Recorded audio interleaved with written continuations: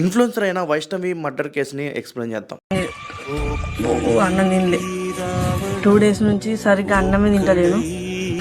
సరిగ్గా 19 ఏళ్ళు అయినా ప్రేమించాడని చెప్పి పెళ్లి చేసుకున్నాం. ఇంట్లో వాళ్ళని ఒప్పించావు. అబ్బాయి వాళ్ళ ఇంట్లో ఒప్పుకోపోయినా సరే అబ్బాయి అమ్మాయి ఇద్దరు కలిసి పెళ్లి చేసుకున్న గుళ్ళో అమ్మాయి వాళ్ళ ఇంటి దగ్గర వచ్చి ఉంటున్నారు. యాక్చువల్ గా అబ్బాయి వాళ్ళ ఫ్యామిలీకి ఇష్టం లేదు ఈ పెళ్లి. ఇద్దరు ఒకే క్యాస్ట్, కానీ డబ్బు ప్రాబ్లం ఈగో ప్రాబ్లం నాకేం తెలియదు. కానీ అయితే ఈ అమ్మాయి వాళ్ళ ఫ్యామిలీ మంచిగా చూసుకుంటున్నారంట. అబ్బాయి అంటే అల్లుడుగా కాకుండా కొడుకుగా కూడా చూసుకుంటున్నారంట. మరి ఏమైంది? వీళ్ళిద్దరు కలిసి ఒక యూట్యూబ్ ఛానల్ పెట్టారు. అందులో వీడియోస్ కూడా చేస్తున్నారు. రెగ్యులర్ అప్డేట్స్ కూడా ఇస్తారు వీళ్ళు. ఈ అమ్మాయి చనిపోయే 2 రోజుల ముందు కూడా ఒక వీడియో పెట్టింది. ఒకసారి ఆ వీడియో చూడండి.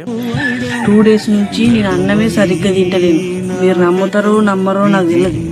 2 డేస్ నుంచి ఖచ్చితంగా చెప్తున్నా మీకు, అన్నమే తింటలేను నేను. ఇప్పుడు మీ ముంగట్నే నేను ఫోన్ చేస్తాను. The person you have called is speaking to someone else.